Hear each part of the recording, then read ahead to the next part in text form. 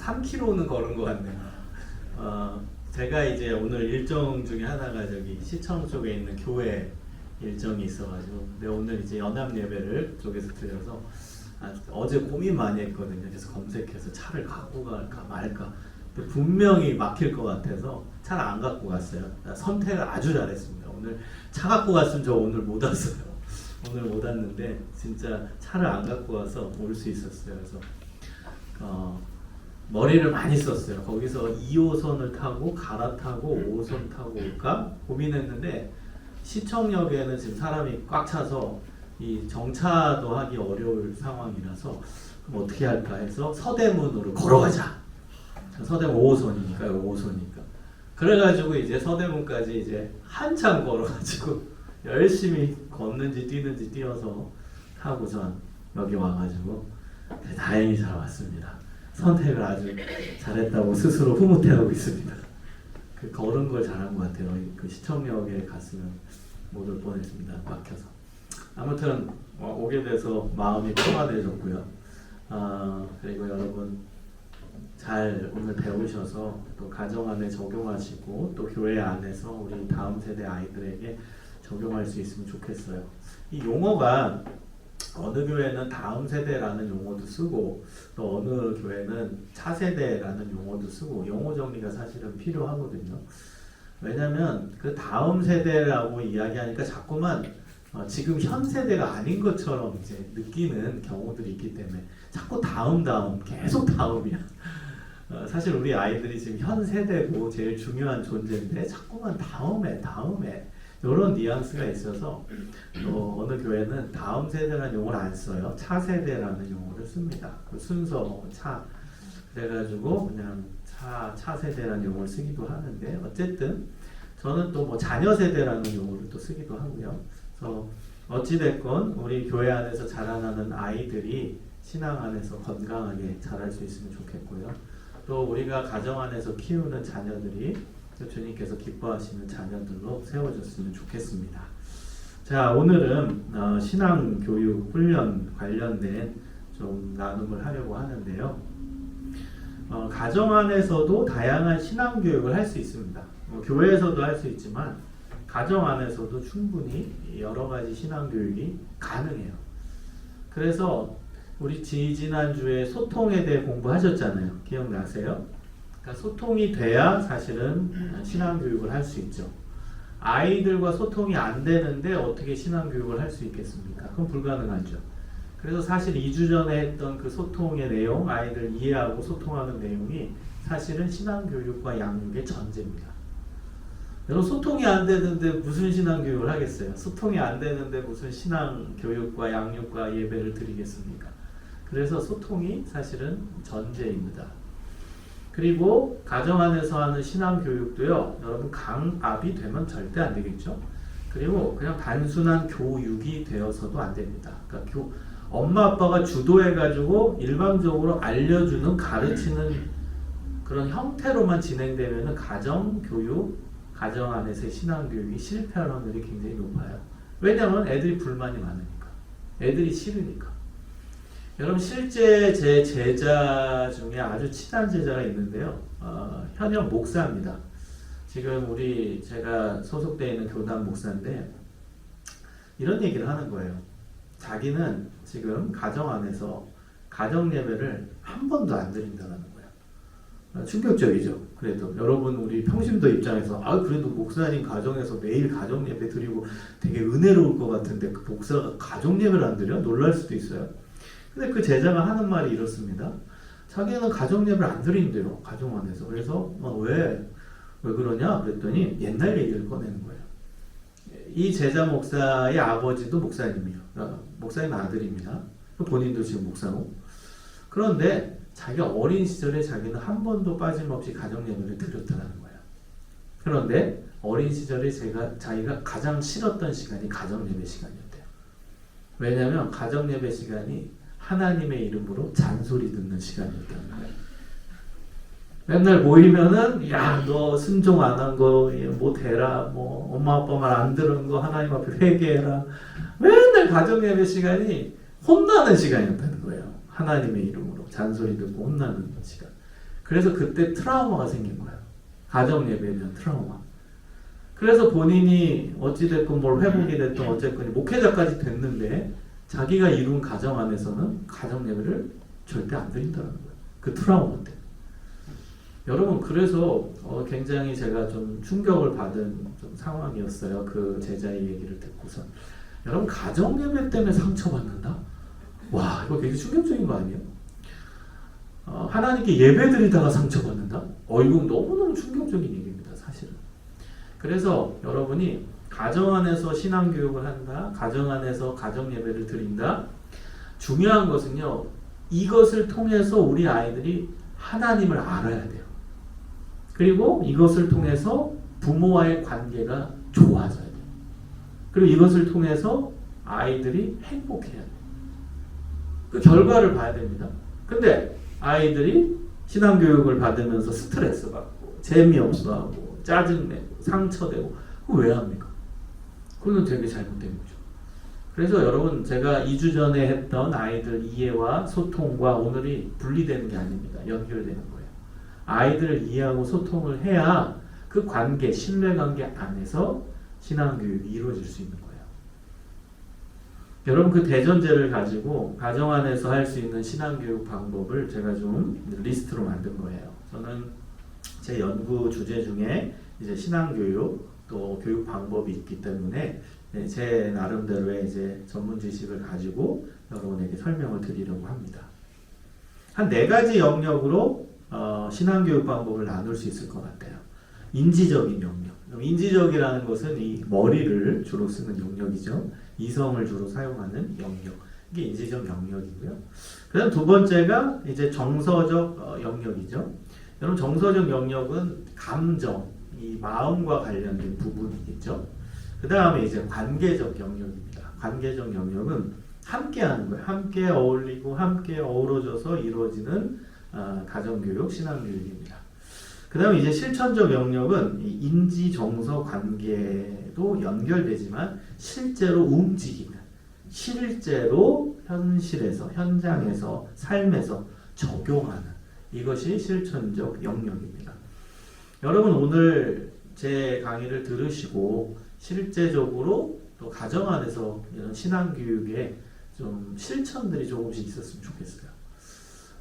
여러분, 강의로 끝나면 의미 없어요. 구체적으로 삶 속에서 여러분이 실천해 나가야 돼요. 물론 한 방에는 안 될 겁니다. 서서히 조금씩 시도해 보시는 그런 실천이 있으시면 좋겠어요. 자, 인지적 영역부터 좀 설명드릴게요. 자, 첫 번째 방법은 강의법입니다. 너무 더워서 제가 좀 이렇게 겉옷 좀 벗고 할게요. 강의법은 여러분, 설명하기라고 보시면 돼요. 친절하게 설명하기. 강의법에 대해서 뭐 학문적으로, 학술적으로 뭐 여러 얘기를 할 수 있겠지만 현실에서는 제가 아주 쉽게 말씀을 드리면 친절하게 설명하는 거예요. 여러분, 한번 성찰해 보세요. 아이들에게 뭔가를 알려줄 때 친절하게 설명하시는 분, 이거부터 안 되죠. 우리 아들, 딸들한테 뭘 알려줄 때 친절하게 설명해 주시는 분, 타박하지 않고. 여러분, 쉽지 않죠? 생각보다 쉽지가 않아요. 그래서 여러분, 강의법이 효과적이기 위해서는요, 친절하게 설명해주는 훈련이 사실은 필요합니다. 근데 강의법을 하기 위한 전제가 하나 있는데 내용을 알아야죠. 알아야 친절하게 설명하죠. 알지도 못하는데 어떻게 친절하게 설명을 해줍니까? 그래서 신앙교육이잖아요. 신앙교육이기 때문에 여러분이 신앙에 대한 내용, 중요한 내용에 대해서는 알고 계셔야 돼요. 그래서 일단은 여러분, 성경 공부를 뭐 교회에서 하는 성경 공부도 있고 예배 참여해서 설교 듣는 것도 있지만 나름대로 성경 공부도 하셔야 됩니다. 스스로 성경을 읽고. 여러분, 평신도들이 이제 읽을 수 있는 좋은 성경은 2가지 방법이 있는데요. 하나는 최대한 자세하게 이제 소위 성경 앞에 관주, 해설 이렇게 이제 붙어 있는 성경책이 있어요.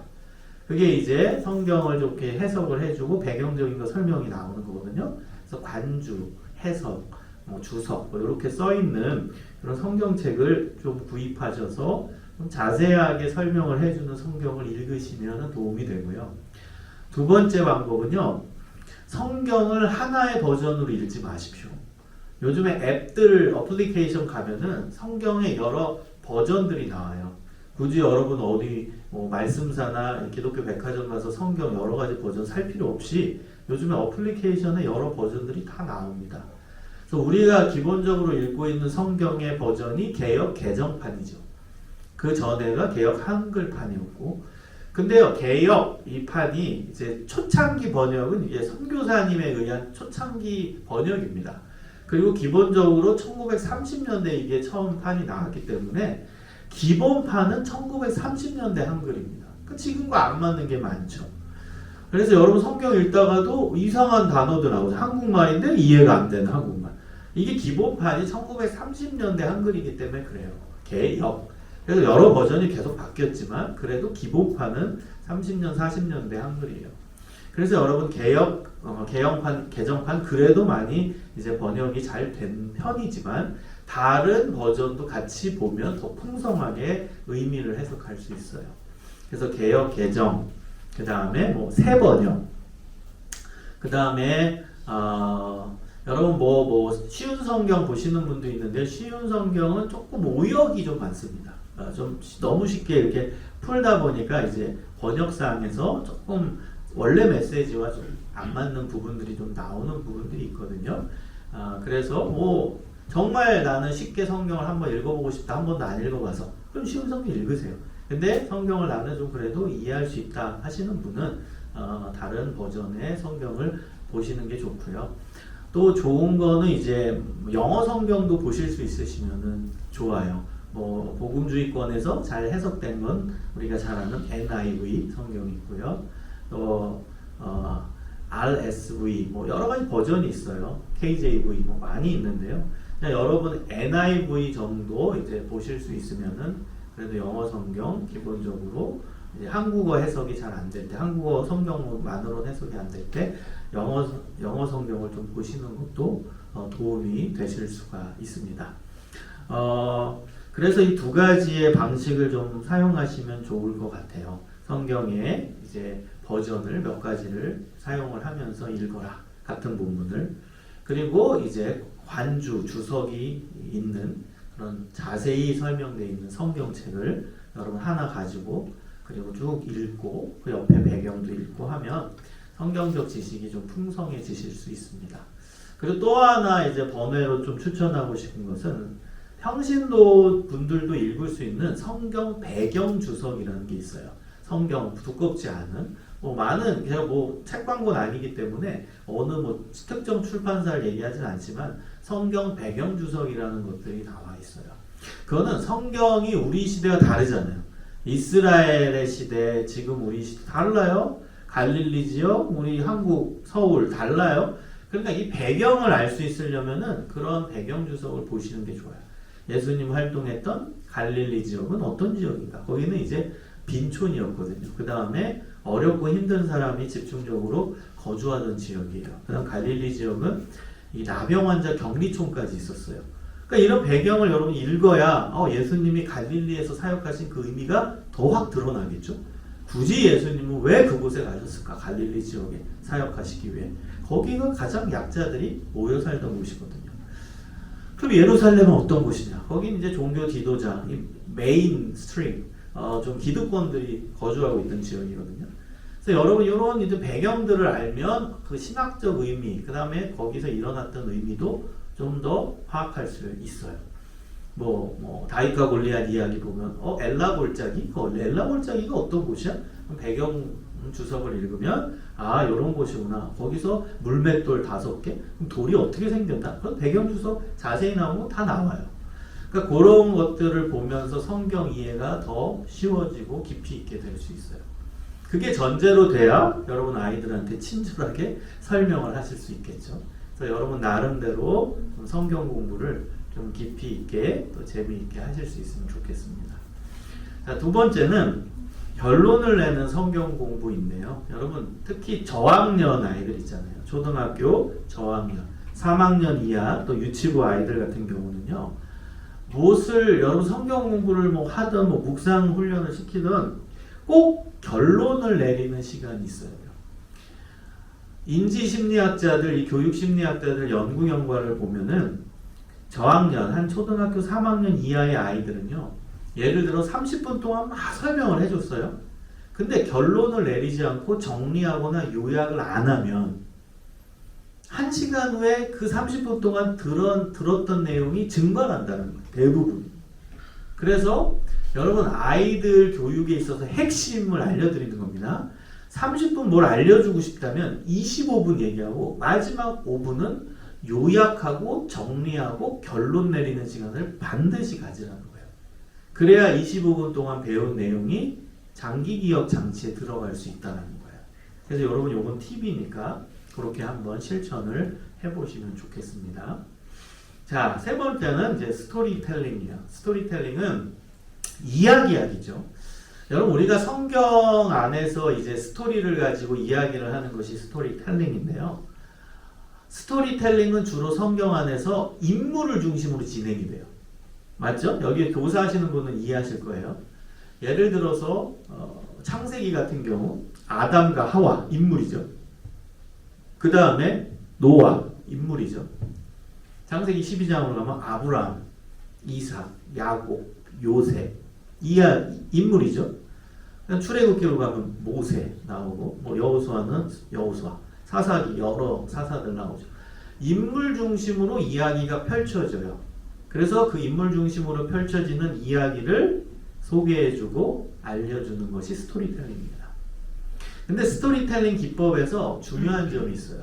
제가 여기 가로치고 동화구연식이라고 써놨잖아요. 동화구연식.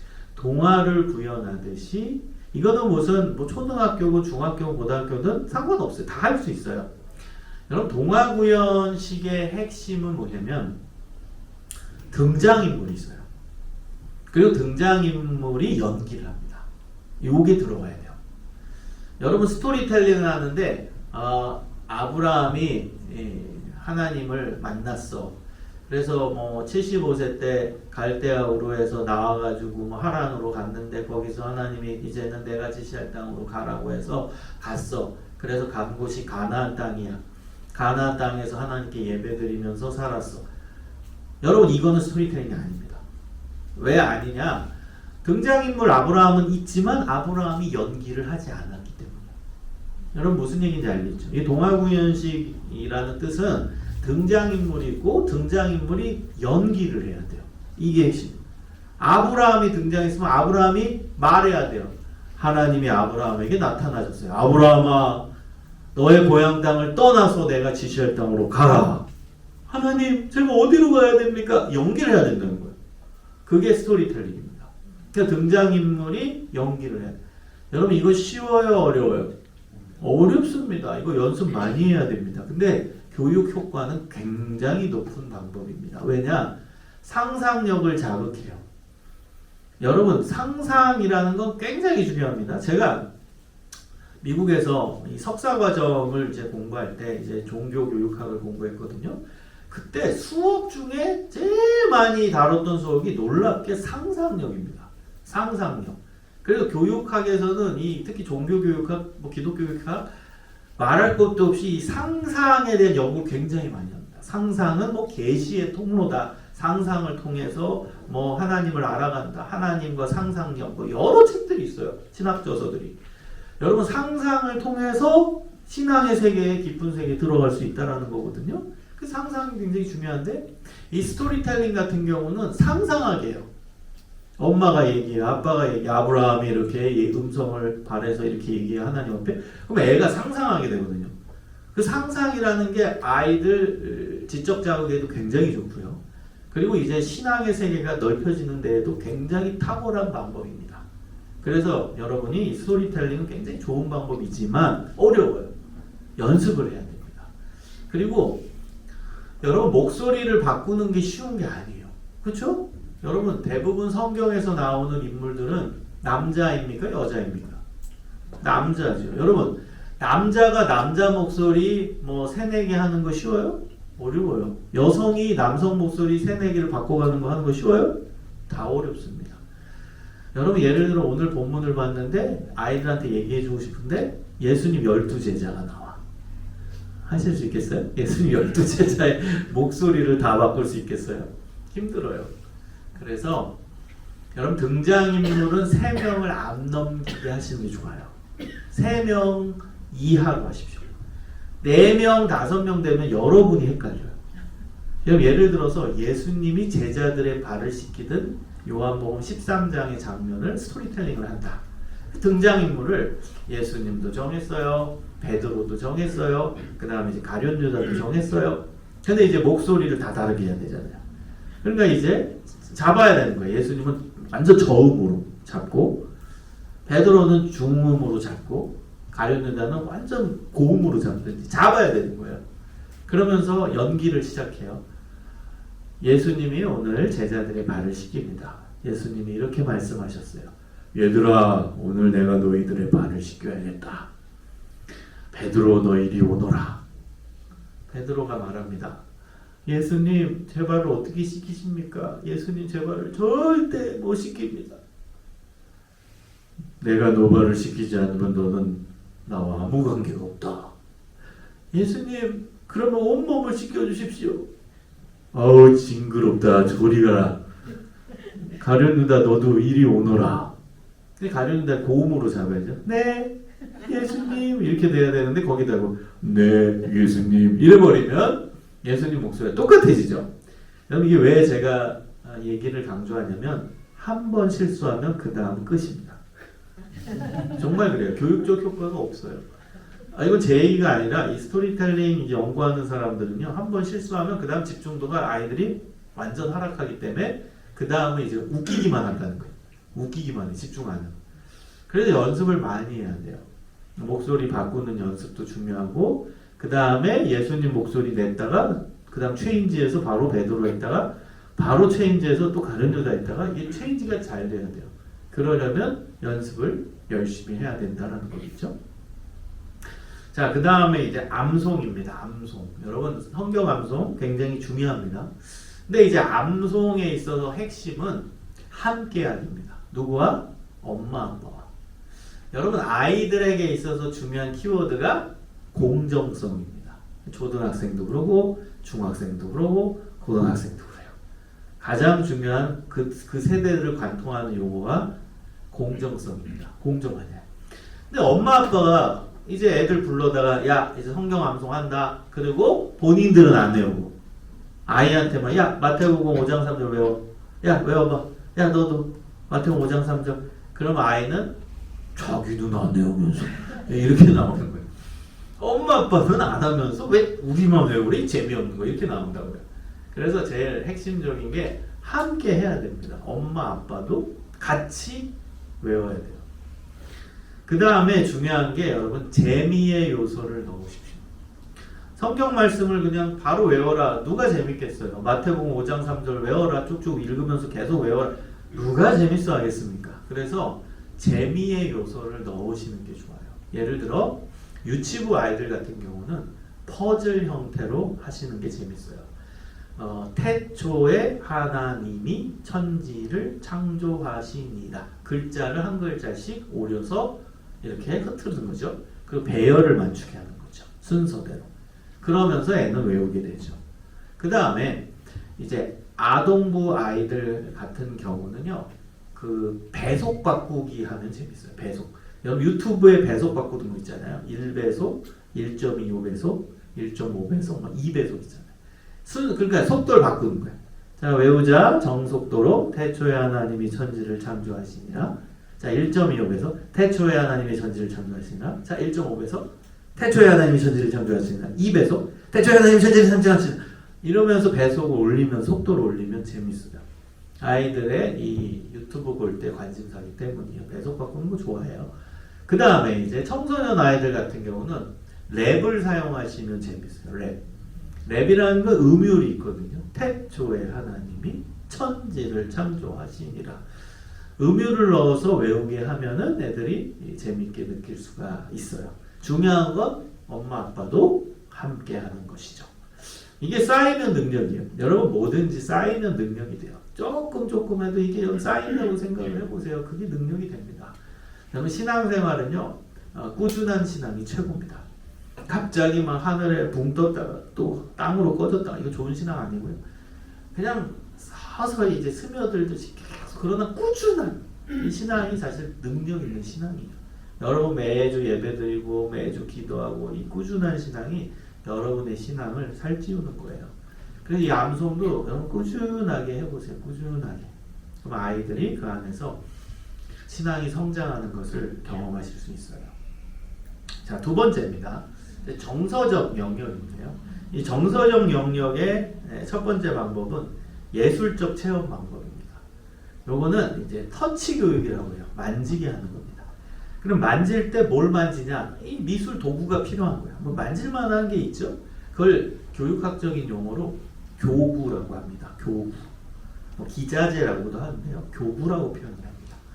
그래서 뭐 만지게 하는 집 같은 경우 집에서 뭐 블록 만지게 하죠. 뭐 블록, 레고 같은 거 블록. 그것도 뭐 교구 맞아요. 그다음에 뭐 어느 교회는 이제 나무 토막, 뭐 캐나다 원목으로 된 나무 토막으로 뭐 만들기 뭐 이런 것도 있어요. 그것도 만지게 하는 교구가 맞아요. 근데 제가 제일 이제 좋아하는 교구제는 찰흙입니다. 찰흙. 왜냐면 찰흙은 싸요, 싸. 그 다음에 두 번째가 느낌이 다 달라요. 여러분 여기 미술 전공하시는 분, 조소 쪽에 전공하시는 분 있으실지 모르겠지만 이 찰흙 쪽, 조소하시는 분들이 가는 미술 용품점들이 있어요. 뭐 장안평에도 있고 고미술상가도 있고 저기 이제 뭐 동대문도 있고 한데요. 그래서 전문가들이 가는 그런 좀 찰흙의 종류가 많은 곳에 가잖아요. 그럼 찰흙의 재질이 다 달라요. 완전 부드러운 매끄러운 찰흙도 있고 그 안에 자갈이 박혀있는 찰흙도 있어요. 조그만 돌멩이가 박혀있는 찰흙도 있고요. 큰 돌멩이가 박혀있는 찰흙도 있어요. 느낌이 다 달라요.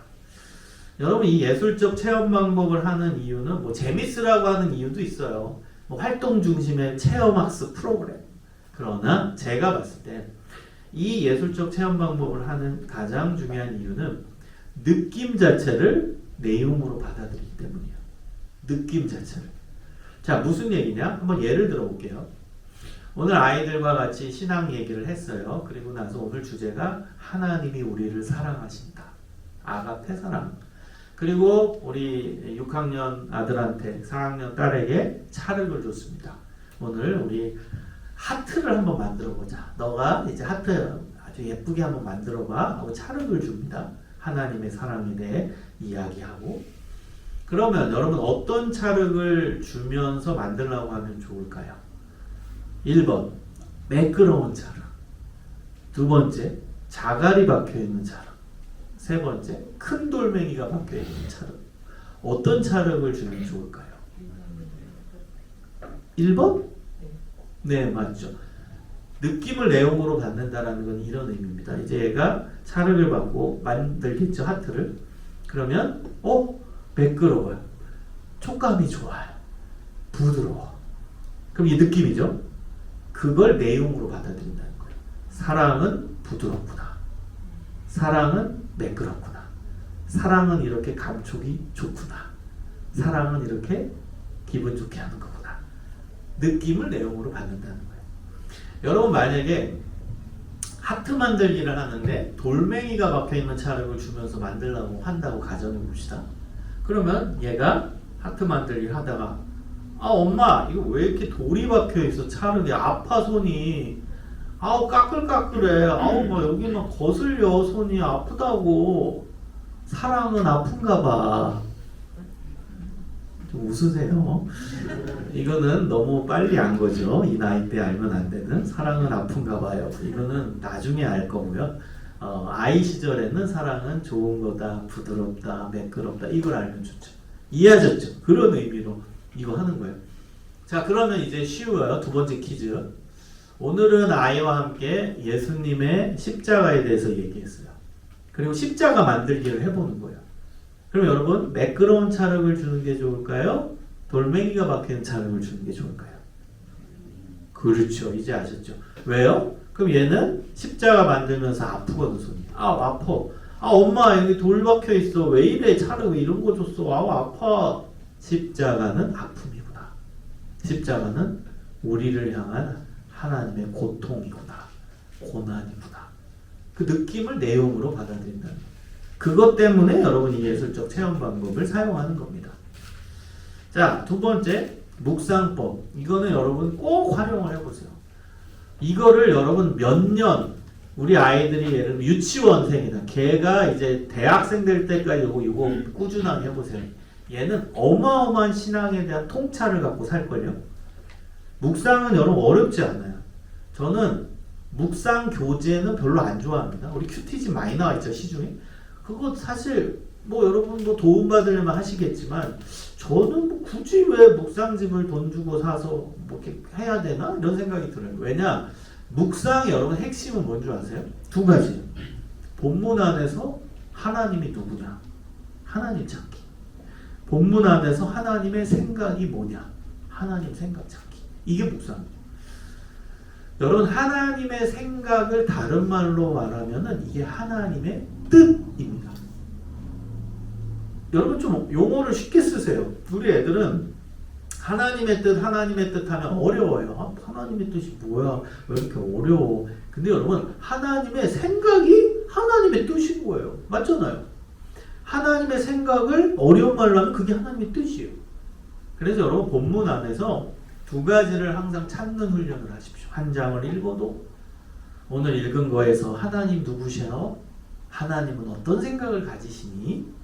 이 두 가지를 계속 찾게 하는 거예요. 이 묵상법입니다. 여러분 유치부 애들부터 가능합니다. 유치부 애들한테 저는 이거 많이 해봤거든요. 그러면 유치부 애들도 성경 읽다가 하나님은 좋아요. 뭐 이게 되게 단편적이에요. 하나님 어떤 분이야? 좋은 하나님이에요.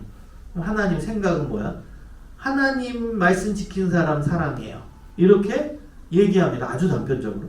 근데 유치부 애들도요, 이거 꾸준하게 시키잖아요. 문장이 길어져요. 문장이 구체화돼요. 하나님은 언제나 좋은 하나님이에요. 하나가 더 붙어. 할만 할수록. 하나님 말씀 지키는 사람, 하나님 사랑해요. 이게 길어져요. 문장이. 해보세요. 유치부 애들도요, 하면 할수록 이게 깊어져요. 이거는 여러분 아이들 지적 발달에도 굉장히 도움이 되는 사실 교육법이에요. 그래서 여러분 묵상법을 꼭 사용하십시오. 어렵지 않아요. 성경 한 장 읽고 계속 찾는 거예요. 하나님 누구시냐? 하나님 생각이 어떻게 되냐를 찾는 겁니다. 자, 그 다음 이제 사례법입니다. 사례법은 내가 우리 아이들 나이대에 경험한 사례를 이야기하는 겁니다. 여러분 사례법만큼 아이들과 공감되는 게 없어요. 그만큼 굉장히 중요한 방법이 사례법입니다. 저는 이제 청소년 설교를 많이 합니다. 거의 뭐 방학 때는 청소년 캠프에 가 있어서 청소년 설교를 아직도 많이 하는데요. 청소년 아이들한테 야 오늘 마태복음 5장이다. 마태복음 5장은 산상순이야. 산상순의 첫 번째는 팔복이야. 팔복이 뭔 줄 아니? 8가지 복이야. 행복하다는 뜻이야. 아무리 이렇게 친절하게 그 다음에 아주 재밌게 설명을 해도 반 이상은 주무십니다. 주무시기 시작해요. 계속 성경 설명합니다. 그런데 근데 목사님이 중학교 3학년 때 경험한 일이야. 이렇게 얘기하면 부활의 역사가 일어나요. 네, 주무시던 영혼이 살아나요. 저를 쳐다봅니다. 왜 쳐다볼까요? 중3? 내가 중3인데? 저 목사님 중3 때? 그러니까 공감이 되니까 듣는 거예요. 무슨 일이 있었지? 그러니까 이게 사례법이 굉장히 강력한 방법입니다. 자녀 나이대에 경험한 사례를 여러분이 언급해 주시는 게 굉장히 도움이 많이 돼요. 지금 중학교 1학년 자녀를 키우신다면 엄마 아빠가 중1 때 경험한 사례를 자꾸 얘기해 주세요. 그리고 엄마 아빠가 지금 초등학교 지금 3학년 학생을 키운다. 그럼 초등학교 3, 4학년쯤에 여러분이 경험한 예화, 일화를 꺼내주는 거예요. 그러면 아이들이 거기서 공감이 됩니다. 특히 어떤 사례를 꺼내면 좋냐? 좀 잘 못한 거, 실수한 거, 좀 아빠가 잘 못했던 거, 그래서 엄마한테 할머니한테 혼났던 거, 이런 것들. 그래서 더 잘해야겠다라고 마음 먹었던 그런 일화들, 이런 걸 꺼내주면은 굉장히 도움이 되는 방법입니다. 그래서 여러분 어떤 예화를 들 때는 무슨 책에서 예화를 꺼내거나 혹은 뭐 링컨 대통령이 말했는데 애들 너무 멀어요. 공감이 안 돼요. 요즘 애들은 공감이 안 되면 안 들어요. 그래서 저는 다음 세대 설교, 우리 차세대 아이들 설교할 때는 내 경험 사례밖에 없습니다. 제 노하우입니다. 저는 이제 뭐 우리 제자들도 많고 청소년 사역자들 제가 많이 키우는데요. 저는 사례 언급할 때 뭐 책의 예화 뭐 어느 유명한 뭐 하나도 안 들어요. 게다가 무슨 요즘 예능 프로그램 늦어요. 조금만 옛날 거 얘기하면 벌써 애들 격차가 생겨 문화 격차가 생겨서 그것도 조심해야 돼요. 괜히 나는 예능 꺼냈다가 지금 유행하지 않아 벌써. 그러면 이것도 실패거든요. 그래서 저는 그냥 제 경험 예언만 합니다. 아이들 나이 때 경험했던. 그렇게 하시는 게 애들한테 최고 공감력이 많이 돼요. 자, 그 다음 관계적 영역입니다. 자, 관계적 영역은 함께 하는 거죠. 함께 하는데, 토론법. 너무 사이가 좋으세요. 서로 간식을 이렇게 나눠주고 분위기가 여기 너무 좋아서 천국의 모습입니다. 목사님이 이제 먹을 거 자꾸 주시고 서로 나누고 너무 아름답습니다. 아멘. 네, 나도 먹고 싶은데. 자, 관계적 영역입니다. 아닙니다. 토론법은 뭐냐면 생각 나누기를 하는 거예요. 생각을 나누기. 여러분 이 토론을 하려면은 주제가 있어야 되잖아요. 근데 주제를 정할 때 어떤 주제면 좋으냐면 아이들의 관심을 가질 만한 주제인데 답이 하나로 귀결되지 않는 주제. 이게 좋아요. 이 토론을 왜 하냐? 애들의 이야기를 한번 들어보려고 하는 겁니다. 예를 들어볼게요. 선의의 거짓말은 가능하냐? 화이트 라이 아시죠? 선의의 거짓말. 여러분 선의의 거짓말은 가능하냐? 이 어떤 애는 가능하다라고 말할 수도 있어요. 근데 어떤 애는 이것도 거짓말이다. 결과적으로는 그렇게 얘기할 수도 있죠. 나눠줘요. 찬반이. 그러면서 아이들의 이야기를 들을 수 있는 기회가 될 수가 있어요. 이런 게 토론의 주제로 좋아요. 학창 시절에 이성 교제는 가능하냐? 엄마 아빠 들어보는 거예요. 오픈된 오픈 마인드를 갖고. 그럼 뭐 아들이 된다고 엄마 뭐야 안 돼 요즘 시대? 뭐 이렇게 얘기할 수 있는데 또 어떤 애는 또 공부에 지장되니까 또 안 된다라고 얘기해요. 그러니까 이렇게 이제 찬반으로 나눠지고 답이 하나로 귀결되지 않는 것을 토론의 주제로 갖고 얘기하게 하는 거예요. 그럼 아이들의 생각을 여러분이 들어볼 수 있는 좋은 기회가 됩니다. 물론 끝날 때는 여러분이 이 안에 신앙교육을 해야 되니까 성경 안에서는 어떻게 나오나 거짓말에 대한 부분도 얘기하고 그러나 의도에 대한 한 사람을 살리기 위한 의도다. 그 다음 어떤 사람을 세우기 위한 의도다. 그 의도에 대한 얘기도 한번 성경적 근거를 갖고 얘기하면서 정리해 줄 필요는 있죠. 자, 그 다음 두 번째는 협동학습입니다. 협동학습은 함께 힘을 합쳐서 답을 맞추는 거예요. 함께 힘을 합쳐서 작품을 만드는 거. 여러분 이게 협동학습입니다. 그래서 이 대표적인 예를 든 겁니다. 퍼즐 맞추기. 함께 힘을 합쳐서 답을 맞추고 작품을 만드는 거죠. 100피스, 300피스, 500피스 이 퍼즐을 맞추게 하는 건데 이건 퍼즐만 해당되는 건 아닙니다. 집안에서 엄마, 아빠, 그 다음에 이제 아이들이 함께 그 다음에 만들어갈 수 있어요.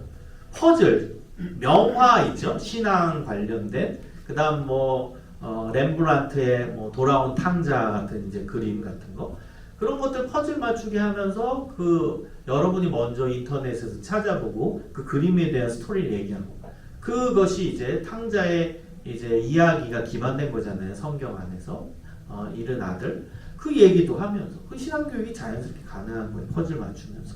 그래서 그런 명작을 퍼즐로 만든 그러니까 신앙에 관련 내용 성경 이야기를 그림으로 만든 것을 그걸 퍼즐 형태로 된 것들이 많아요. 그걸 가지고선 협동 학습을 하면 퍼즐 맞추기를 하면 굉장히 도움이 될 수가 있어요. 또 뭐 여러분 뭐 가사 쓰는 것도 가능해요. 랩, 뭐 청소년 아이들 같은 거 랩을 좋아하니까 엄마 아빠 아이가 돌아가면서 신앙적 주제를 갖고 랩 가사를 쓰는 거예요. 하나님의 창조라는 주제에 그래서 성경 창세기 1장 2장을 같이 읽고 그 다음 랩의 가사를 한번 써보는 거예요. 아빠가 첫 줄 쓰고 엄마가 그 다음 줄 쓰고 아이가 그 다음 줄 쓰고 해서 주제는 하나님의 창조 랩 가사를 써보는 거예요. 그러니까 함께 힘을 합쳐서 답을 맞추거나 작품을 만드는 거 이게 협동학습입니다. 자, 그 다음에 여러분 집단탐구법이라는 게 있어요. 집단탐구법은 협동학습의 일종이에요. 그런데 함께 집단으로 열심히 탐구해서 겨우 맞출 정도 실패 확률도 굉장히 높은 주제 이게 집단탐구법입니다. 제가 만든 말인데요. 여러분 실패를 위한 교육도 저는 있다고 봐요. 실패를 위한 교육. 그럼 이게 왜 의미 있냐? 열심히 했는데 실패했어요. 그럼 그것도 교육이라는 거예요. 열심히 한 그 자체가 배움이 있는 거예요. 실패도 배움이에요. 이건 저만의 교육학 이론이에요. 실패를 위한 교육. 책을 쓰려고 해요. 실패를 위한 교육이요. 그래서 아무튼 여러분 이거는 집단탐구법은 열심히 노력을 했는데 안 될 수도 있어요. 근데 그 노력한 과정 자체가 의미 있는 거예요. 그래서 어려운 주제여야 돼요. 제가 예를 들어 볼까요? 예를 들어서 우리 아이가 뭐 한 2명이다, 뭐 3명이다. 좀 복수로 있어야 돼요. 이거는 한 명 있어도 되긴 하지만 좀 복수로 있으면 더 재밌어요. 그러면 성경의 어려운 퀴즈 하나 딱 내는 거예요. 인터넷 같은 거 다 끄고 핸드폰 끄고 성경 가지고만 찾는 거예요. 그럼 이거 찾으면 당근책을 주는 거죠. 뭐 선물 주겠다. 이거 찾으면 밖에 너 원하는 거 먹으러 나가자. 그럼 해요, 애들이. 자기 좋을 거 오면. 제가 이거는 가정 안에서 한 건 아닌데 예전에 제가 교회에서 실제로 경험한 예를 하나 들어볼게요. 제가 5학년 때 광화문 쪽에 어느 교회를 다녔는데요. 그 교회에 이제 딱 5학년 아동부에 딱 갔어요. 근데 그날 저희 선생님 대학생이었어요. 그때 이 선생님이 이러는 거예요. 오늘 선생님이 퀴즈를 낼게. 이거 맞추면 피자 사줄게. 여러분 제가 5학년 때는 저 피자 못 먹어봤습니다. 근데 제 기억에 피자는 이태원인가 거기에 피자헛인가 1호점 들어갔고 없었어요. 프랜차이즈가. 피자는 어디서 팔았냐? 경양식집에서 팔았어요. 경양식집에. 근데 저희 교회 옆에 권사님이 운영하는 경양식집이 있었는데 거기서 피자를 팔았거든요. 무지하게 비쌌죠. 지금의 랍스타 수준. 그러니까 저도 그때 못 먹었고 아무도 못 먹었어요. 그때인데 이 대학생 선생님이 이 퀴즈 맞추면 피자 사주겠다는 거예요. 제가 봤을 때 그 선생님 사줄 마음이 없었고요. 그냥 이제 제가 아주 시니컬하게 그 선생님 분석하면 그때 공과 준비를 안 했던 것 같아요. 안 하고 그냥 퀴즈 하나 내려 때우려고 했던 것 같아요. 애들 분명히 못 맞출 거다 하고 그냥 피자 얘기했던 것 같아요. 어찌됐건. 근데 지금 와서 보면 그게 집단탐구법이에요. 자, 그래서 이 선생님이 내준 퀴즈가 뭐였냐? 부니엘의 뜻은? 이게 퀴즈 내용이었어요. 부니엘. 여러분 아시나요? 그거를 찾으라는 거예요. 초등학교 5학년짜리들한테. 성경책만 갖고. 제가 그때 반장이었거든요. 그래서 애들한테 모아서 야 너는 창세기부터 어디까지 찾아봐. 야 넌 어디부터 어디 다 분배했어요. 선생님 딱 30분 시간 줬어요. 찾으라고. 찾기 시작합니다. 아무리 찾아도 부니엘이 안 나와요. 아무리 찾아도 막 난리가 났어요. 야 빨리 찾아. 막 어딨어. 막 25분 지나갔어요. 이 선생님은 팔짱 끼고 회심의 미소를 지으면서 야 5분 남았다. 야 끝났지? 이 선생님이 공과 준비 안 한 거예요. 제가 봤을 때는. 그래서 너네 5분 남았다. 야 이제 끝내. 야 포기해라. 막 이러고 있어요. 자 시간이 이제 2분 남았어요. 이제 거의 끝났어요. 우리는 이제 뭐 포기 상태인데 끝까지 아무튼 이 피자 때문에 어떻게든 찾아야지. 이 피자 내 인생에 피자 한번 먹어봐야지. 찾았는데 못 찾았는데 1분 남았을 때 주님께서 저에게 역사하셨습니다. 어떻게 역사하셨냐면 저희 집에 이제 아버지 서재가 있었는데요. 아버지는 목회자시거든요. 아버지 서재에 책 박스들이 놓여 있는 게 갑자기 생각났어요. 근데 그 책 박스 중에 하나의 박스에 이렇게 써 있었거든요. 부니엘 출판사. 그게 갑자기 머릿속에 떠오른 거예요. 야 우리 집에 박스들이 놓여있는데 거기 하나 부니엘 출판사 박스 갑자기 생각났어. 뭐야 그때인데 그때 제 기억에 그 책 박스에 디자인이 돼 있었거든요. 흑백으로. 무슨 얼굴이 그려져 있었어요. 얼굴. 그게 갑자기 떠오른 거예요. 실제입니다. 근데 거짓말 아니에요. 진짜예요. 그래서 애들한테 야 그 책 박스에 무슨 얼굴이 그려져 있었어. 얼굴.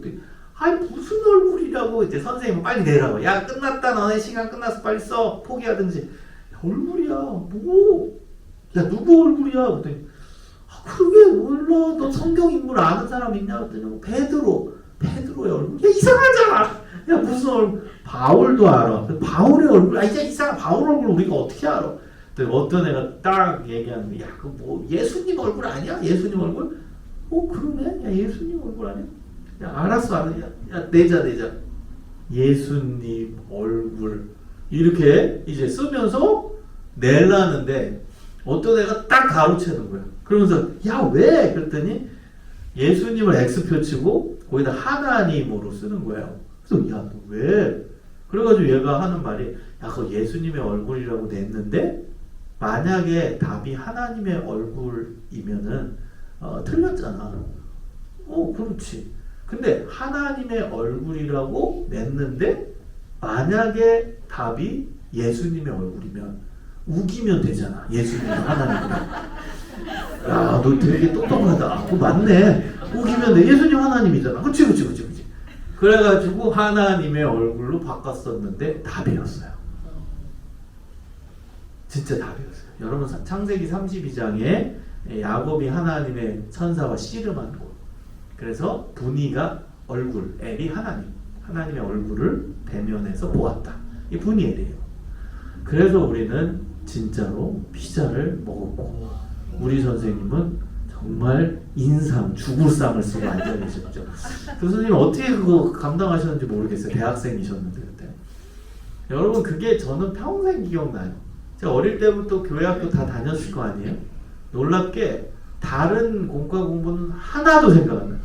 유일하게 제 학창시절에 기억나는 공과는 그 분이에요. 그리고 그때 같이 앉아있던 애들 이름도 다 외워요. 놀랍게. 예. 김현일, 양승철, 양승명, 얘네 쌍둥이형. 이 기억난다니까요. 같이 했던 애들이. 희한하게. 그러니까 여러분 이렇게 집단탐구법은 어려운 주제를 갖고선 막 부단하게 해서 실패할 수도 있어요. 근데 열심히 했다라는 그 자체가 의미 있는 방법입니다. 자, 그 다음에 인간관계 훈련법입니다. 여러분 인간관계 훈련법은 소위 말하는 레크레이션이요. 가정 안에서도 여러분 레크레이션을 하세요. 근데 중요한 점은 거기에 의미 부여를 하라는 거예요. 이 의미 부여는 뭐냐면 기독교 교육적 의미 부여, 기독교적 의미 부여를 하라는 겁니다. 의미. 저는 레크레이션은 교육 방법에서 너무 중요하다고 봐요. 근데 레크레이션만 하면 그냥 재밌죠? 그 다음에 뭐 좋죠? 그냥 단합되죠? 근데 그 정도 차원이 아니에요. 여기 신앙교육을 연결되려면 거기에 신앙적 의미, 기독교적 의미 부여를 하셔야 된다는 거예요. 저는요, 레크레이션을 또 연구하는 사람이죠. 연구 주제가 굉장히 많거든요. 레크레이션 관련된 또 이제 아티클을 쓴 적도 있어요. 근데 레크레이션을 가만히 분석하면요, 모든 레크레이션은 다 기독교적 의미 부여가 다 됩니다. 정말 다 돼요. 안 되는 게 없어요. 레크레이션 다 돼요. 껴맞추면 다 돼요. 그 샘플도 제가 이제 발표한 적이 있는데요, 다 됩니다. 예를 들어볼까요? 어떤 것도 됩니다. 줄다리기, 요만한 줄 갖고 엉차엉차 이겼어요. 그러면 재밌죠? 근데 거기 의미 부여가 뭘까요? 다양한 의미 부여가 되지만 제가 부여한 의미 부여예요. 자, 우리가 한 방향으로 힘을 합쳤더니 이겼잖아. 하나님이라는 방향으로 힘을 합치면 사탄을 이길 수 있어. 의미 부여. 여러분 제가 또 수련회 가면은 항상 잘하는 또 레크레이션이 신문지 위에 올라서기예요. 이건 고전적이지만 재밌어요. 가정 안에서도 할 수 있거든요. 신문지 펼쳐놓고 뭐예요? 올라가죠. 엄마, 아빠, 아이 올라가요. 그 다음 반을 접죠. 또 올라가요. 그 다음 반의 반을 접어요. 또 올라가요. 그럼 이제 어떻게 되는 줄 아세요? 이제 이 신문지가 작아지면은 막 업어주고 그 다음에 안아주고 그 다음에 내 발 위에 올라와라 그러고 어떻게든 그 신문지 그 작은 신문지에 올라가기 위해서 엄청나게 노력을 하게 돼요. 그러면 힘든 사람이 생기죠. 뭐 업어주는 사람이 필요하고 발 내밀어주는 사람, 내 발 위에 올라가라. 그래야 그 좁은 신문지에 올라가니까요. 자, 그것을 한 다음에 이제 의미 부여를 하는 거죠. 저는 이렇게 의미 부여를 합니다. 이 신문지가 우리가 살아가는 세상이야. 이 세상에 살려면 누군가는 발을 내밀어야 되고 누군가는 업어주어야 돼. 즉 희생하는 존재가 필요해. 우리 크리스찬들이 희생하는 존재가 되면 좋겠어. 의미 부여죠. 다 된다니까요. 제가 또 좋아하는 레크레이션이 옛날 가족 오락관에서 했던 몸으로 말해요라는 레크레이션. 이 제시어를 주고선 그 다음에 이제 동작으로만 보여주는 거죠. 뒤돌아서 있고 치면은 이제 쳐다보면 동작하는 거죠. 야구면 야구 동작. 그 옆에 또 똑똑하면 또 쳐다보면 야구 동작. 그럼 맨 마지막에 이제 골프로 바뀌어 있죠. 자, 재밌어요. 그래서 요것도 제가 의미부여를 어떻게 했냐. 전 기도로 의미부여를 했어요. 기도. 얘들아, 기도는 하나님과의 대화라고 하잖아. 근데 우리가 이 게임을 통해서 상대방이 나한테 어떤 메시지를 보내는지, 상대방이 나한테 어떤 동작을 보여주는지 내 입장이 아니라 상대방의 입장에서 봤잖아. 그래야 겨우 이해되는 거 아니니? 기도도 마찬가지야. 기도는 하나님과의 대화인데 우리는 내 입장으로만 하나님한테 얘기한다고. 하나님이 나한테 어떤 메시지를 전달하시는가 그것을 집중해서 들을 수 있어야 그게 진짜 기도야. 하나님이 나한테 어떤 말씀을 하시냐, 어떤 메시지를 나한테 주시는지를 집중해서 기도하는 것이 그게 참 기도고 성숙된 기도야. 기도에 대한 내용으로 의미부여를 합니다. 그래서 여러분 이런 레크레이션을 하고 거기에 이제 기독교적 의미 부여를 할 수 있다면 굉장한 기독교 교육이 될 수가 있어요. 자, 그 다음은 이제 역할극입니다. 여러분 역할극은 우리 가족 수에 맞게끔 성경의 이야기를 각색해서 배역을 정하는 거예요. 예수님이 제자들의 발을 씻겨주시는 장면이다. 그러면 엄마, 아빠, 그 다음에 아들, 딸 4명 있다고 해봐요. 그러면 정하는 거예요. 예수님, 베드로, 요한, 가룟유다 이렇게 4명 배역을 우리 가족 숫자에 맞게끔. 그리고 나서 성경 이야기를 바탕으로 각색해서 시나리오를 간단히 만드는 거예요. 예수님 땡땡 내가 오늘 너희들의 발을 씻겨야겠다. 베드로 이리 오너라. 베드로 땡땡 예수님 어떻게 제 발을 씻기십니까? 못 씻깁니다. 어떻게 제가 예수님한테 발을 내밀 수 있겠습니까? 예수님 땡땡 내가 오늘 네 발을 씻기지 않으면 너는 나와 아무 관계가 없다. 자, 발 내밀어라. 베드로 땡땡 아 그럼 제 온몸을 씻겨주세요. 예수님 땡땡 징그럽다 이놈아. 발냄새 왜 이렇게 많이 나냐. 이렇게 재밌게. 그 다음에 가룟유다 이리 오너라. 가룟유다가 인상 쓰면서 가는 거야. 에이 가기 싫은데. 그러면서 이것을 딱 시나리오로 만들어서 배역을 정하는데 중요한 점이 있어요. 여러분 역할극은요 모든 배역을 다 하는 거예요. 지정합니다. 먼저 예수님, 베드로, 요한, 가룟유다. 그리고 리얼하게 그 시나리오를 읽는 거예요. 그 다음 뭐하냐? 체인지, 배역 체인지. 그 결국에는 이 4명의 역할을 다 해보는 거예요. 역할극의 이게 핵심입니다. 역할극은 그 인물이 중심이 돼버리는 거예요. 그 인물이 되어보는 겁니다. 그 인물의 중심 안으로 들어가 보는 거. 그게 이제 역할극의 핵심적인 원리입니다. 자, 마지막 이제 실천적 영역입니다. 실천적 영역은 행동반성법. 여러분 이런 건 주말에 한번 하시면 좋아요. 주말. 뭐 금요일이 됐건 토요일이 됐건. 일주일 동안의 자신의 생활, 자신의 행동을 반성해 보는 시간을 갖는 겁니다. 중요한 건 뭐다? 엄마, 아빠도 해야 된다. 아이만 시키자는 그럼 자기는 실수 안 하나? 이렇게 나와요.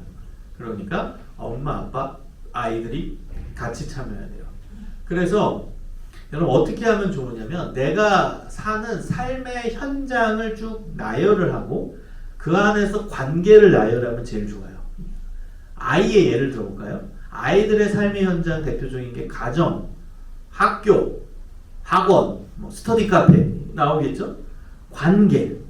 학교면 선생님과의 관계, 친구와의 관계, 뭐 선후배와의 관계 나오겠죠? 가정 안에서 엄마 아빠와의 관계, 동생과의 관계 나오겠죠? 그 관계, 장과 자기가 살아가는 장 필드, 그 다음에 관계 이렇게 써서 딱 나열을 해서 거기서 이제 쓰는 겁니다. 내가 행동이 잘못된 거. 행동 안에 말도 포함돼요. 말. 그래서 엄마 아빠한테 인상 쓰며 말했다. 쓰는 거예요. 난 친구한테 욕을 했다. 쭉 쓰는 거예요. 그러면서 그걸 반성하는 시간을 가요.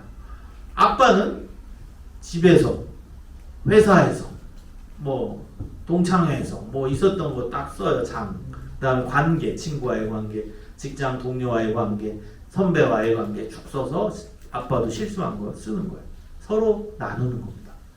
여러분 이거는 굉장히 성찰에 있어서 중요한 방법입니다. 성찰, 자기를 돌아보고 자기를 성찰하는 거. 여러분 다중지능 이론이 있어요. 그 하버드 가드는 하버드 대학교 교육학과 교수의 Multiple Intelligence Theory가 있는데요. 다중지능 이론인데요. 우리 뇌에 여러 가지 지능이 있다라는 거예요. 그 중에서 여러분 가장 핵심적인 지능이 성찰지능입니다. 자기 성찰지능. EBS에서 이 다중지능 이론을 가지고 이제 성공한 사람들을 분석해봤어요. 각 분야에 샘플링을 했더니 반드시 들어가는 상위 지능이 자기 성찰 지능이었다는 거예요. 자기 자신을 반성하는 지능이죠. 여러분 이게요 지능 연결이 돼요. 이 회개하고 그 다음 자기 자신을 돌아보는 이 행동 성찰 반성법 이런 거는요 이 뇌 성장에 굉장히 도움이 되고요. 그 다음에 자기 일에 더 완벽하게 하려는 의지가 생길 수 있고요. 실수하지 않으려는 실천적 훈련이 됩니다. 그래서 이런 행동 반성법은 이 사실 학업적인 부분에도 되게 도움이 돼요. 자기 일에 대한 부분에서도. 자, 그 다음 문제 해결 방법입니다. 여러분 문제 해결 방법은 뭐냐면 공동체가 겪고 있는 문제에 대해서 나누는 거예요. 우리 아이들 공동체에서 겪는 문제 뭐가 있겠어요? 뭐 관계의 문제가 있고 중독의 문제 뭐 여러 가지 중독이 있죠. 그 다음 뭐 학교에서는 뭐 왕따의 문제 뭐 공동체가 겪는 문제 아빠는 아빠의 중년의 남자들이 겪는 문제들 그런 거에 대해서 어떻게 우리가 믿는 사람으로서 이걸 해결해 나갈 것인지를 나누게 하는 겁니다. 여러분 이런 삶을 나누는 것도 실천적 영역에서 굉장히 많이 필요해요. 여러분 신앙교육은요 아이들에게 있어서는요 삶이 연결이 돼야 됩니다. 예수님은 너의 죄를 위해서 십자가를 지셨어. 너 예수님을 믿으면 구원을 받아. 이건 어른 대상으로의 교육입니다. 애들은 예수님이 너의 죄를 대신 지시고 그러므로 말미암아 너는 죄사함을 얻었어. 그게 너의 학교 생활에 어떤 의미냐? 너의 친구 관계에서 어떤 의미? 여기까지 가야 이게 아이들 교육입니다. 여기 구분이 돼야 돼요. 어른 교육은 성인 교육은 교리 교육만 해도 돼요. 예수님 누구신가? 예수님이 우리를 뭘 해주셨는가? 죄사함을 얻게. 여기는 이제 어른 교육은 요 정도까지만 하면 돼요. 근데 애들 교육은 그게 아이들의 삶에 어떤 의미냐? 예수님 십자가가 나의 친구 관계에서 어떤 의미냐? 여기까지 가야 그게 아이들 교육입니다. 반드시 삶이 그 안에 동반되어야 한다라는 겁니다. 그래서 이런 행동 반성법이나 문제 해결 방법들을 좀 많이 사용하시는 게 도움이 됩니다. 자, 다음은 이제 여행을 많이 가십시오. 여행을 가는데 여행이 종류가 많죠. 비전 트립, 미션 트립, 교회에서 하는 비전 트립, 미션 트립 보내세요. 그리고 여러분 왜 교회에서만 가려고 합니까? 저는 가정 단위로도 가능하다고 봐요. 우리 교회에서 후원하는 선교사 있죠. 어느 교회 이제 파송 선교사도 있고. 그럼 가정이 직접 갈 수도 있어요. 여러분 이거는 좀 패러다임을 바꾸셔야 돼요. 교회 단위로만 갈 필요가 없습니다. 저 선교사 경험 있거든요. 인도네시아 선교사 출신인데 가정 단위로 와도 좋아요. 선교사는 외로워요. 그러니까 가정 단위로 그 파송교회에서 가정이 왔다. 좋죠. 그래가지고 여러분 가정에서 예를 들어 우리 세박교회에서 후원하는 필리핀의 어느 선교사님 방문하겠다. 그러면 연락처, 이메일 같은 거 알죠? 교회가 갖고 있습니다. 그러면 저는 세박교회 뭐 집사 가정인데요. 저희 필리핀에 이제 놀러 가는 겸해서 선교사님 있는 곳에 한번 선교지 탐방 가고 싶어요. 그럼 가는 거예요. 가서 그 선교사님 개인적으로 만나고 또 이렇게 우리 가정 헌금도 좀 내고 그러면서 선교지도 이제 방문해서 보고 얼마나 좋아요. 개인 가정끼리도 갈 수 있습니다. 이 비전 트립, 미션 트립. 그리고 배움 여행이라고 제가 명명했는데요. 뭐 박물관, 뭐 미술관, 과학관. 제가 이제 여러분 추천드리는 건 신앙교육이니까 기독교 박물관, 순교자 박물관, 그 다음에 성지순례, 기독교 국내 성지 탐방 이런 걸 아이들이랑 같이 해보세요. 이게 왜 좋으냐면 일단 체험학습도 되고 그다음 생생한 입체적 교육도 되지만 애들 입장에서 재밌거든. 애들은 여행의 느낌이 들거든요. 그래서 여러분 요즘 아이들 잘 보는 유튜브가 뭔지 아세요? 여행 유튜브예요. 캠핑 유튜브. 애들 관심이 많아요. 왜? 본인의 현실은 맨날 스터디 카페, 맨날 학원, 맨날 학교. 재미 한 개도 없어. 그러니까 애들은 그걸 탈피하고 싶어서 유튜브에서 여행 가는 거 본다고요. 그래서 엄마 아빠랑 이런 여행 가세요. 쉬는 날 가세요. 근데 그냥 뭐 어디 뭐 놀러 가는 게 아니라 여행은 여행이지만 배움 여행인 거예요. 기독교 선교지, 기독교 순교지 그런 데도 다 재밌습니다. 재미없는 게 아닙니다. 바닷가에도 많아요. 전남 영광에도 엄청 많습니다. 거기 기독교 순교 관련된 그 유적지 많고요.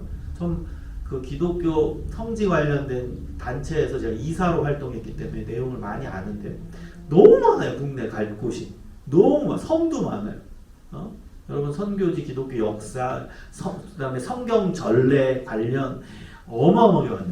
그다음에 선교사 관련 언더우드 아펜젤러 뭐 메리스 클랜튼 여사 여러 이제 선교사들의 유적 그다음에 선교사들의 그 삶이 담겨 있는 그런 국내 성지 너무 많아요.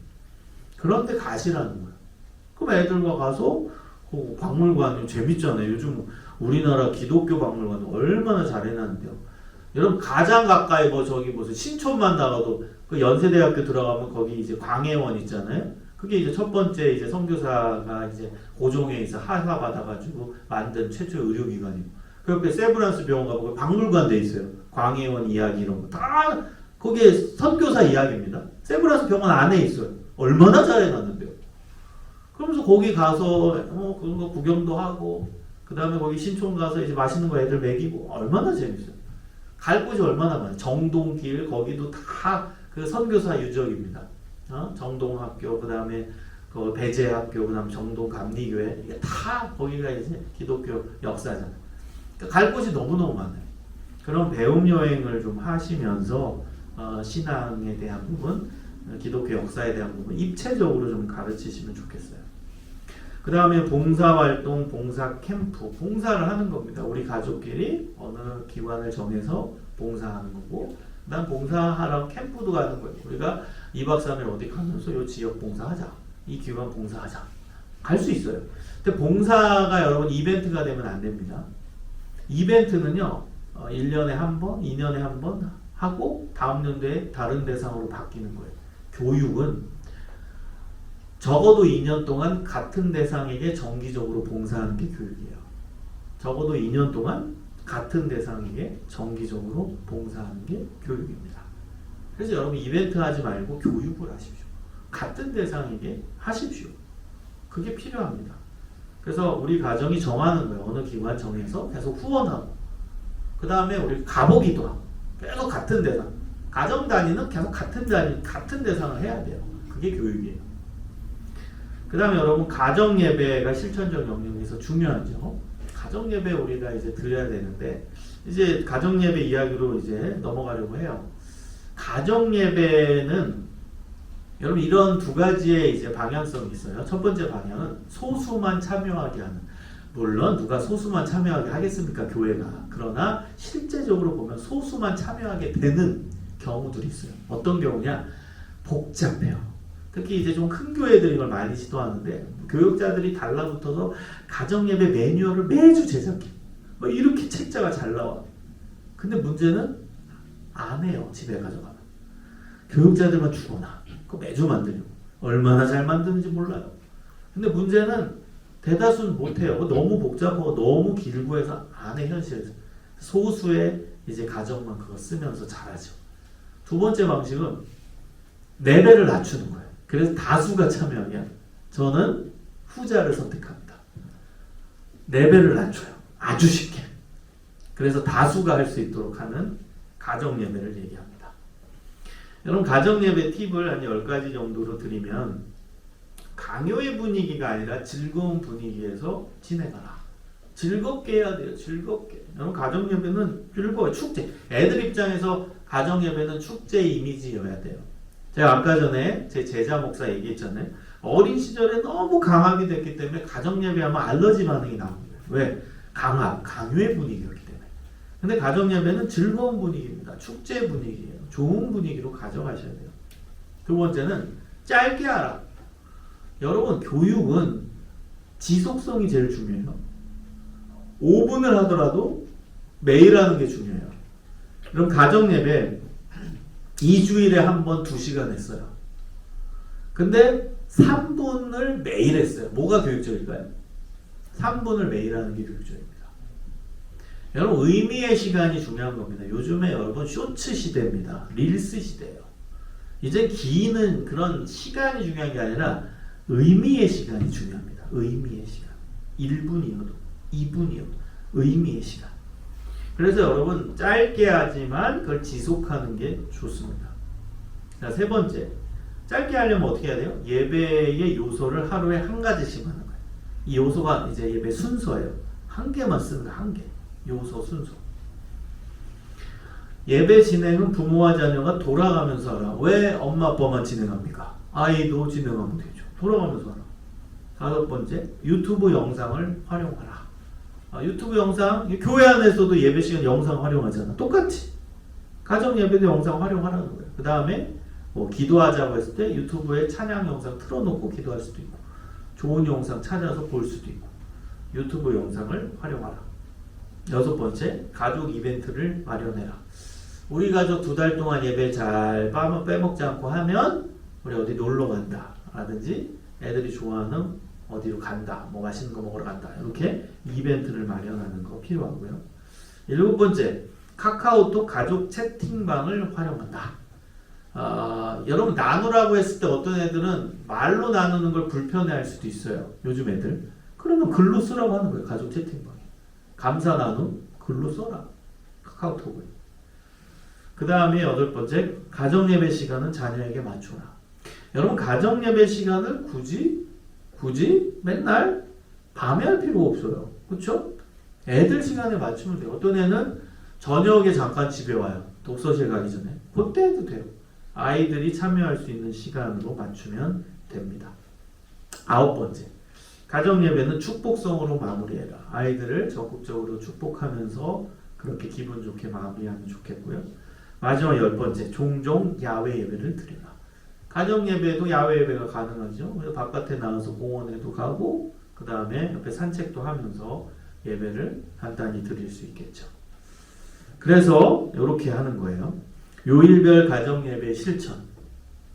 주일, 월요일, 화, 수, 목, 금, 토, 일. 빨간색으로 된 게 이게 예배 요소입니다. 여러분 예배 요소 중에 영상 있죠. 찬송 있죠. 성경 있죠. 기도 있죠. 암송이 있을 수 있죠. 중보기도 있을 수 있죠. 감사가 있을 수 있죠. 주일에는 위대한 신앙인들의 삶이 담긴 임팩트 있는 유튜브 영상을 시청한다.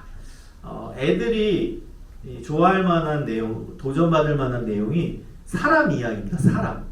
그래서 위대한 신앙인의 삶, 여러 우리가 알만한 사람의 삶, 그런 짧은 영상들 많아요. 유튜브에. 그런 것들 보는 게 도움이 되고요. 또 하나 추천드리는 건 해외 성지순례 영상이에요. 이스라엘, 그 다음에 뭐 요르단, 이집트 영상 많아요. 성지순례 영상 막 5분짜리로 된 거, 7분짜리.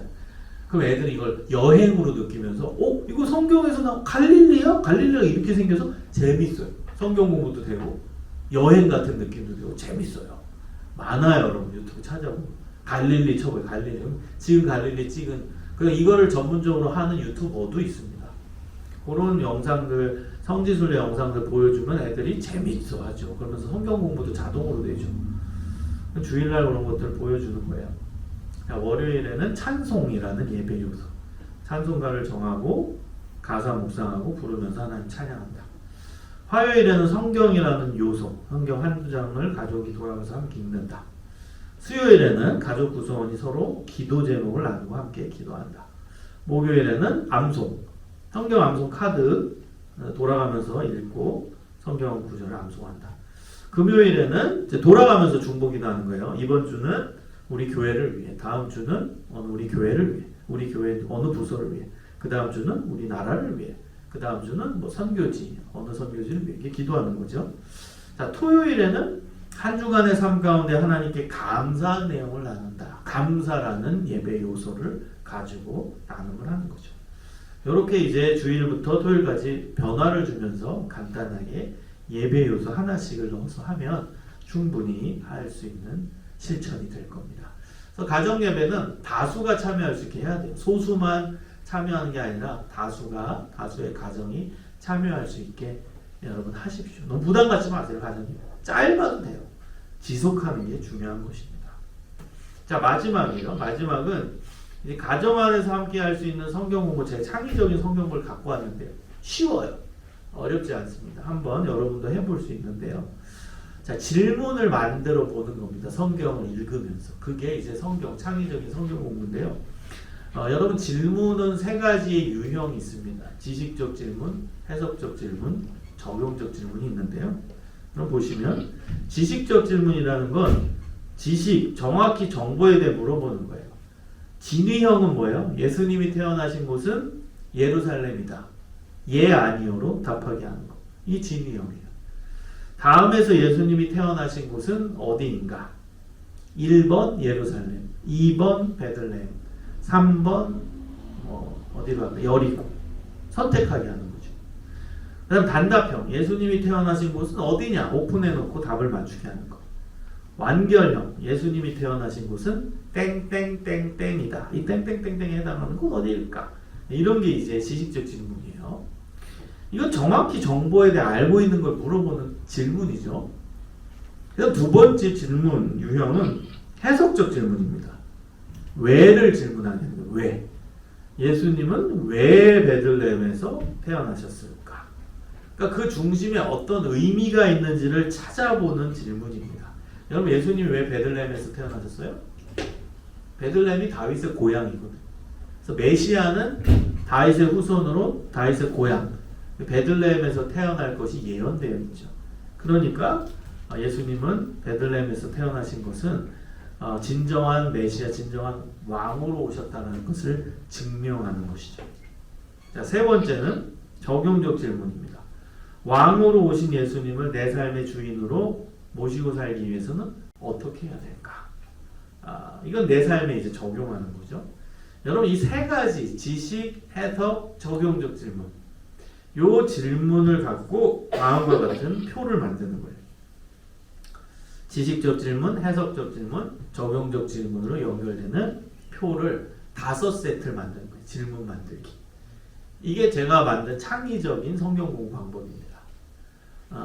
첫 번째 세트, 두 번째 세트, 세 번째 세트, 네 번째 세트, 다섯 번째 세트 연결되는 엄마, 아빠, 아이가 자기 나름대로 이 질문 만들기 해보는 거예요.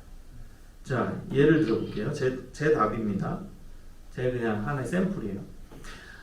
요한복음 6장 1절에서 15절을 보면 이것이 이제 오병이어 기적이에요. 오병이어.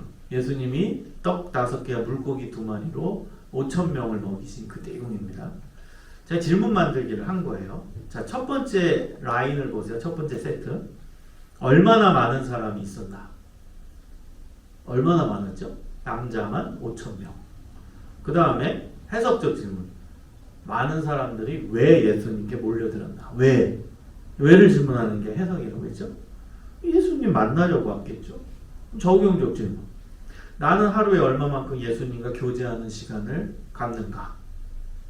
그 다음 두 번째 세트. 그들은 어디에 있었나? 성경에서 보면 산에 있었다고 나와요. 산? 해석적 질문. 사람들이 왜 그 곳에 있었나? 왜? 예수님 말씀을 듣기 위해서? 그럼 적용적 질문. 나는 예수님의 말씀을 듣기 위해 어떤 노력을 해야 하는가? 이 사람들은 산에까지 따라왔는데 나는 뭘 할까? 이게 적용적 질문이죠. 자, 세 번째. 그들은 무엇을 원하고 있었을까? 여러분 성경을 보면 이렇게 나와요. 그들이 표적을 본 까닭이라. 표적이 뭐야? 기적. 기적을 봐서 예수님 따라온 거예요. 그럼 그들이 원하는 건 기적이죠. 기적을 원해서 온 거죠. 말씀 듣고 기적 체험하려고. 그럼 해석적 질문. 왜 그들은 기적을 원했을까? 여러분 이 갈릴리 지역은 아까 제가 설명했죠. 빈촌이에요. 어렵고 힘들고 소외된 사람들이 집단으로 거주하고 있던 지역이 갈릴리 지역입니다. 그러니까요. 그 사람들은 다 기적이 필요했어요. 삶에서. 못 먹는 사람도 있었어요. 그럼 먹을 게 와야 돼. 우리 집에 기적이죠. 몸이 아파. 기적이 필요. 나병 환자야. 기적이 필요. 그들은 기적을 필요로 했어요. 적용적 질문. 나는 삶 속에서 예수님께 무엇을 구할 것인가? 이 사람들은 기적을 구했는데 나는 뭘 구할 것인가? 네 번째 세트. 누가 예수님께 뭘 바쳤죠? 어린아이가 떡 5개와 물고기 2마리를 바쳤죠. 해석적 질문. 왜 바쳤을까? 왜 바쳤을 것 같아요? 저도 이게 어려웠는데 저희 아이의 옛날 행동을 보고 답이 정확히 내려졌어요. 제가 우리 아이가 5살쯤에 강남 쪽에 예식장을 같이 갔어요. 그때 대중교통을 타고.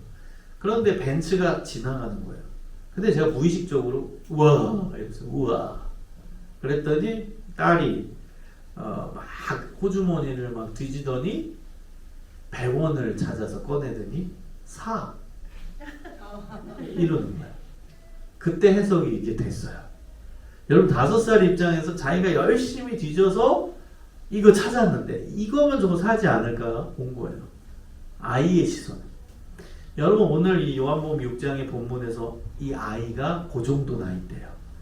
여러분 이 아이가 떡 5개와 물고기 2마리 굉장히 많은 양입니다.